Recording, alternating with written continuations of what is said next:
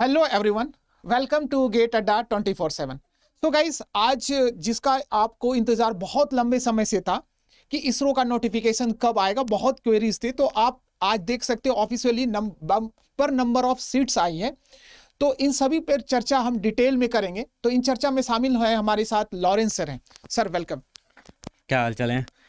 तो यार स्वागत है आपका सभी का अड्डा 24/7 पे। तो सबसे पहले तो यार आपको बता देता हूँ, जैसे देख भी रहा होगा, सर ने बताया भी है, गौरव सर ने, कि यार इसरो की बहुत बड़ी वैकेंसी आई हुई है ना। बड़ी का मतलब 5-8 हज़ार नहीं है, पहले बता देता हूँ, अपने लिए बड़ी होती है 100 एक वैकेंसी बड़ी होती है।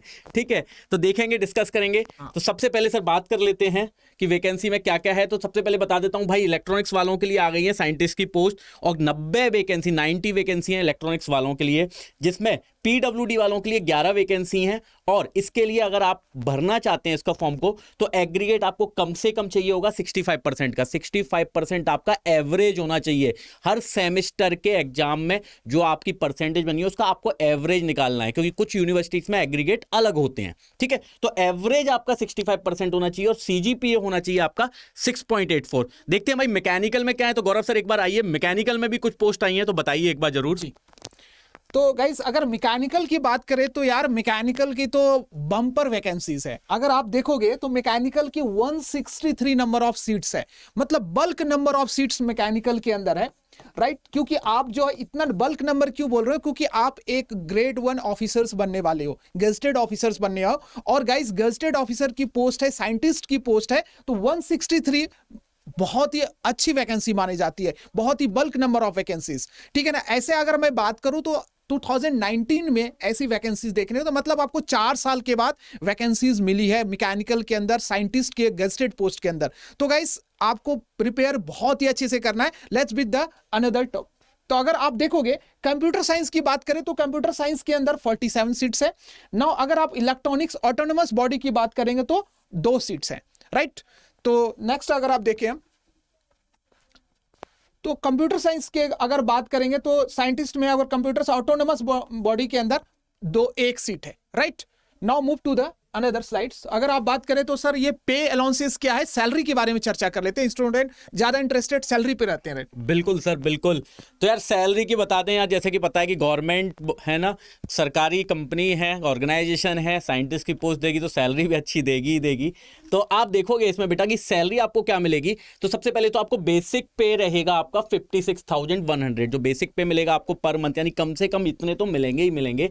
पर इसके अलावा भी आपको जो गवर्नमेंट के नॉर्म्स होते हैं वो पूरे दिए जाएंगे, जैसे कि आपको डीए मिल जाएगा, एचआरए मिल जाएगा, टीए मिलेगा। इसका मतलब आप कहीं जाएंगे भी अगर सरकारी काम से तो आपको उसका भी खर्चा मिलेगा। एचआरए आपको हाउस रेंट मिलेगा ही मिलेगा, डियरेंस अलाउंस मिलेगा ही मिलेगा। ठीक है, यानी गवर्नमेंट के जितने नॉर्म्स हैं वो आपको यहाँ पे पूरे के पूरे फिल किए जाएंगे। इसके अलावा सर एक चीज बताइए, अप्लाई कैसे करना है। तो गौरव सर एक बार अप्लाई करना बता दीजिए। बिल्कुल, कि कैसे अप्लाई करेंगे। सर गाइस, इसमें देखोगे अप्लाई कैसे करना है। तो पहली बात तो फी जो है फॉर्म का 250 फीस है। ठीक है ना। अप्लाई करने के लिए इनके आधिकारिक वेबसाइट, मतलब ऑफिशियल वेबसाइट पे आपको जाना पड़ेगा, isro.gov.in। आपको लॉगिन करके वहां पर रजिस्टर्ड करना होगा। ये अप्लाई करेंगे तो ध्यान रखिएगा, आपको रजिस्ट्रेशन नंबर, आईडी ये सब जनरेट होगा, अपने आप को रजिस्टर्ड करोगे तो ये आ जाएगा। तो ध्यान रखिएगा 250 फीस है। ठीक है। नाउ तो सर एज लिमिट क्या होगा, अगर आप देखेंगे कि एज लिमिट का काफी कंट्रोवर्शियल भी रहा है, तो अभी ऑफिशियली एज लिमिट डिक्लेयर किया है इसरो ने। तो सर इस पर डिस्कशन कीजिए, एज लिमिट क्या होगा। बिल्कुल बिल्कुल, एज लिमिट थोड़ी सी कम कर दी गई है भाई इस बार, है ना। जैसा कि आप देख रहे हो कि एज लिमिट अब इस बार 28 साल कर दी गई है, एज ऑन 14/6/2023, यानी 14 जून 2023 तक अगर आपकी एज 28 या उससे कम है ना, तो आप इसमें एलिजिबल हो। इसके अलावा जो भी गवर्नमेंट के जो भी है ना एक्स सर्विसमैन हैं या फिर सेंट्रल गवर्नमेंट एम्प्लॉई हैं, जो भी भरना चाहते हैं, तो उनके लिए जो भी रिजर्वेशन होता है सरकार के हिसाब से, वो सरकार के हिसाब से रिजर्वेशन बनेगा ही बनेगा। एक बड़ी चीज यहां पे ये लिखी हुई है कि भाई केवल इंडियंस अप्लाई कर सकते हैं। अगर आप इंडिया के हैं तभी अप्लाई करेंगे, यानी नेपाल, भूटान साइड के जो भी बच्चे यहाँ पे इंडिया में पढ़ रहे हैं वो इसके लिए एलिजिबल नहीं है। सर एक बात और है कि एज में जो रिलैक्सेशन है ना, तो डिफरेंट कोटा है, जैसे एससी है, एसटी है, ओबीसी है, तो as per the central government norms आपको रिलैक्सेशंस मिलेगा उसमें। तो अगर हम बात करें कि अगर जनरल फॉर्म को फिल करने के लिए यूनिवर्सिटी में क्या रिक्वायरमेंट है, तो पहली बात ध्यान दीजिएगा 65% मार्क्स है। जैसे कि सर ने भी बताया होगा भी कि 65% जो मार्क्स है ना वो एग्रीगेट है, ध्यान रखिएगा, आपके यूनिवर्सिटी में डिफरेंट यूनिवर्सिटी में मार्क्स का वेटेज होता है, तो ये एग्रीगेट है। एग्रीगेट मतलब आपके सभी सेमेस्टरों का डिवाइड करके एग्रीगेट निकाल, तो ध्यान रखिएगा 65% ये एग्रीगेट मार्क्स होना चाहिए फॉर्म को फिल करने के लिए, राइट। नाउ नेक्स्ट अगर हम बात करें कि एक चीज सर, एक और चीज मैं बता देता हूं बच्चों को।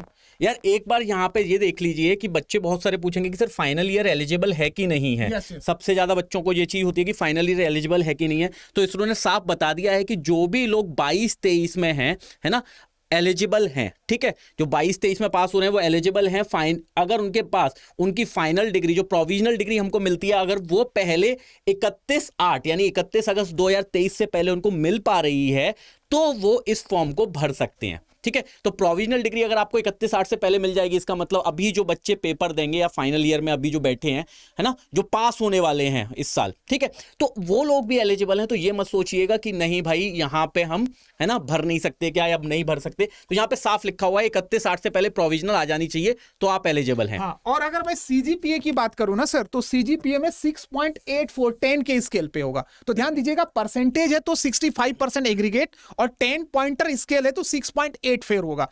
और जैसा कि सर ने बोला कि फाइनल ईयर वाले भी एलिजिबल है, लेकिन condition is that you have to produce your completion certificate up to that is 31 August 2023, right.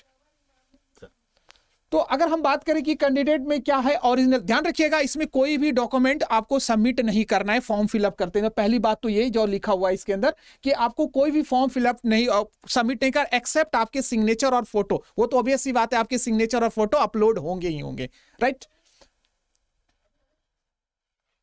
हाँ सर, इसमें फॉर्म फिलअप का डेट और डेडलाइन डेट कब है वो सर डिस्कस करेंगे। सर इस पे थोड़ा बताइए बच्चों को। यार देखो, है ना, कुछ डेट्स है ना, लिख के रख लो, क्योंकि यहाँ पे है ना अलग अलग बताई गई है। पर उससे पहले एक चीज और बता देता हूँ कि लिखा हुआ है वैसे कि अगर आप देखोगे कि सर ये टेम्परेरी पोस्ट है कि नहीं है, तो पहले बता देता हूँ, ऐसा बोला गया बात जाता है जनरली कि टेम्परेरी पोस्ट है, पर ये साथ में बोल दिया गया है कि कंटिन्यू करेंगे ही करेंगे, है ना। और 99% पॉसिबिलिटी होती है कि कंटिन्यू करते ही हैं। पर गलती से अगर आप ऐसा नहीं हो कि अपने सीनियर को थप्पड़ मार दो, ठीक है, या किसी बड़े अधिकारी को थप्पड़ मार दो, तो आपका कंटिन्यूएशन नहीं हो पाएगा। पर इसके अलावा 99% पॉसिबिलिटी होती है कि कंटिन्यू करते ही हैं, ठीक है। एक चीज और बता देता हूं, इसके बाद में आपको मैं इंपोर्टेंट डेट्स क्या क्या याद रखनी है। तो यार 25/5/2023 से आपका फॉर्म स्टार्ट हो जाएगा भरना, ठीक है। 25/5/2023 से आप फॉर्म भरना स्टार्ट कर देंगे। और इसकी लास्ट डेट है जो फॉर्म सबमिशन की, वो है 14/6/2023, यानी कि 14 जून 14 जून को आपका ये डेट लास्ट है। यहां तक आपको सबमिट करना है फॉर्म को,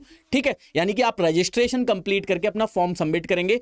पेमेंट ऑफ फीस, यानी कि फीस भी जो आपको सर ने बताई थी, गौरव सर ने, कि 250, है ना, 250 रुपीस आपका पेमेंट लगेगा।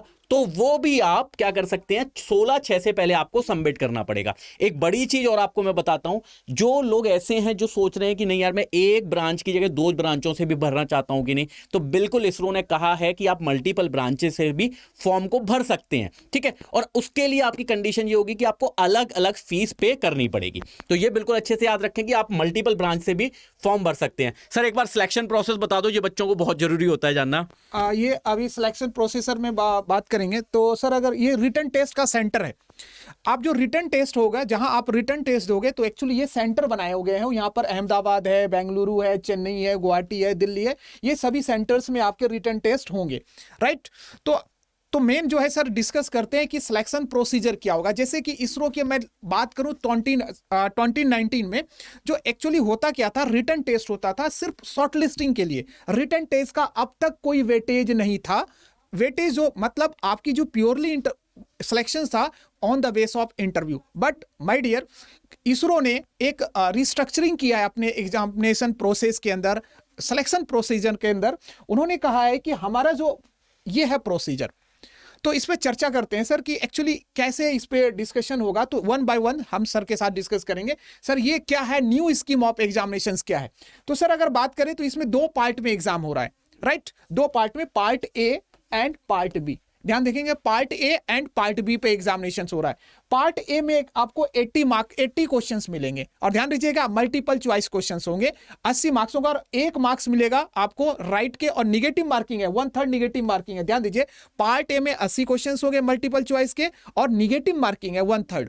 ध्यान रखिएगा, इसमें 75% जो क्वेश्चंस होंगे पर्टिकुलर ब्रांच के होंगे, स्पेसिफिक ब्रांच के, मैकेनिकल के होंगे, इलेक्ट्रॉनिक्स के होंगे, अलग अलग होंगे। मतलब 60 क्वेश्चंस आपके ब्रांच के होंगे, 25 जो क्वेश्चंस है वो आपके क्वेश्चंस जो होंगे एलाइड के होंगे, मतलब 20 क्वेश्चंस अलग होंगे, मतलब 60 और 20 आपको अलग अलग होंगे। 60 आपके कोर के होंगे और 20 आपके एलाइड ब्रांच के होंगे, राइट। अब आते हैं पार्ट बी में। Part B non technical portions है, जिसमें से आपके 20 क्वेश्चन रहेगा, और सबसे मजे की बात यह है इसमें कोई निगेटिव मार्किंग नहीं है, कोई निगेटिव मार्किंग नहीं होगी पार्ट बी में। इसमें रीजनिंग की डोमिनेशन है, मतलब अगर आप बात करोगे इसमें न्यूमेरिकल रीजनिंग, मतलब रीजनिंग टाइप के क्वेश्चंस पूछे जाएंगे, और सबसे मजे की बात है निगेटिव मार्किंग होना ही नहीं है यहां पर, ठीक है ना। तो ओवरऑल देखोगे 80 क्वेश्चंस पार्ट ए में और 20 क्वेश्चंस पार्ट बी के अंदर है, मतलब 100 क्वेश्चंस का ध्यान रखिएगा, 120 मिनट मतलब 2 घंटे में आपको पेपर करना होगा, राइट। नाउ इसमें आगे की बात करेंगे, लॉरेंस सर हम बात करेंगे कि ये वेटेज कैसे सिलेक्शन इसको प्रोसीजर को ये आगे की तरफ लेके जाएगा सर। बिल्कुल सर, बिल्कुल। तो यहाँ पे अगर आप देखोगे, जैसा कि सर ने आपको बताया कि यार 100 क्वेश्चन आने हैं, 2 घंटे लगेंगे, और 2 घंटे के अंदर आपको 100 क्वेश्चन करने हैं, यानी कि स्पीड अच्छी खासी होनी चाहिए, ठीक है। पर इसमें एक कंडीशन और डाल दी गई है इसरो के द्वारा, वो कहा गया है कि भाई 50% in part A and part B, each in part A and part B, यानी आपको 50% मार्क्स दोनों में ही चाहिए, यानी कि पहले पार्ट में आपको कम से कम 40 क्वेश्चन करने पड़ेंगे सेक्शन के लिए, और दूसरे पार्ट में जो 20 क्वेश्चन का पार्ट है उसमें भी आपको 10 क्वेश्चन तो कम से कम सही करने पड़ेंगे, तभी आपका सिलेक्शन होगा, ठीक है। अगर मैं बात करूं पीडब्ल्यूडी कैंडिडेट्स की, ठीक है, रिजर्व कैंडिडेट जितने भी हैं रिजर्वेशन वाले, उन लोगों के लिए कंडीशन चेंज कर दी गई है। उन लोगों के लिए कहा गया है कि भाई 40% तो आपको भी करना पड़ेगा, है ना। तो 40% का मतलब क्या हो गया, 80, यानी 32 क्वेश्चन तो करने पड़ेंगे पार्ट ए में, और 8 क्वेश्चन करने पड़ेंगे पार्ट बी में, और ये कंपलसरी है, तभी आपका सिलेक्शन होगा। एग्रीगेट 60% और 50% चाहिए ही चाहिए, ठीक है। एक चीज और मैं आपको बता देता हूं, जैसा कि सर ने बताया होगा आपको कि ये पूरे 11 सेंटर हैं, यहाँ पे वेन्यूज आपके क्या क्या हैं ये लिखे हुए हैं, पर इसके अलावा उनको ने बता दिया है कि रिटर्न टेस्ट के बेस के परफॉर्मेंस पे आपको 1/5 के रेशियो में बच्चों को बुलाया जाएगा, यानी 1 सीट है तो 5 बच्चे बुलाए जाएंगे। इसका मतलब अगर 100 सीट है तो 500 बच्चों को कॉल किया जाएगा, जिसमें एक और कंडीशन बोली गई है कि भाई 10 बच्चे मिनिमम, कम से कम एक दिन में जो बुलाया जाएगा वो कम से कम 10 बच्चों को बुलाया जाएगा इंटरव्यू के लिए, ठीक है। तो ये बात बताना ठीक था।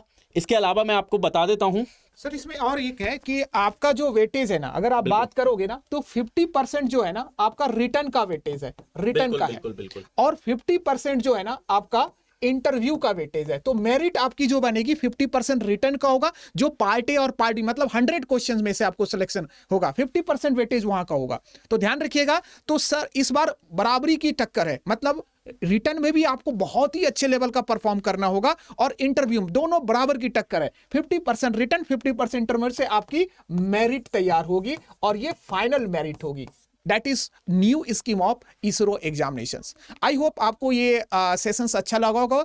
और अगर हम बात करें कि इसका एग्जामिनेशंस क्या होगा, तो गाइज ऐसा देखा गया है कि पुरानी ट्रेंड में कि एग्जामिनेशंस विद इन द 3 या 4 मंथ के इंटरवल में करा लिया जाएगा, क्योंकि इसका फॉर्म फिलिंग डेट आप देखोगे 15 से 20 दिन के आसपास है। तो उम्मीद करते हैं कि इसमें बहुत ही जल्द एग्जाम होगा, तो आप प्रिपरेशन करते रहिए। So thank you, good bye and good luck.